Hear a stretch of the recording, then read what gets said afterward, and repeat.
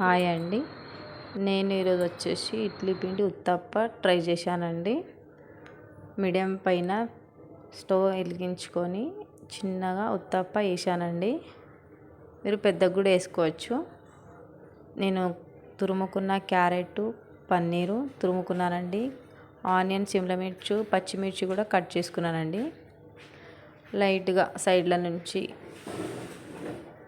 Oil వేసేసుకొని ఒక 5 minutes తర్వాత ఆనియన్, సిమ్లా మిర్చి వేసుకున్నానండి.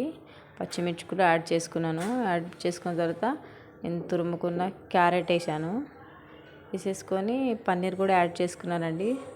సైడ్ల నుంచి మెల్లగా తీసుకొని పల్టాయించుకున్నానండి. పల్టాయించుకున్న తర్వాత మళ్ళీ మీద ఒక్కసారి ఆయిల్ కూడా పెట్టినానండి.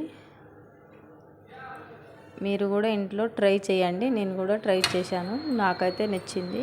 మీకు కూడా నచ్చుతుంది. మన డైటింగ్ వాళ్ళకి చాలా బాగుంటుందండి. తక్కువ ఆయిల్ ఇడ్లీ పిండితోని మీరు కూడా ట్రై చేయండి.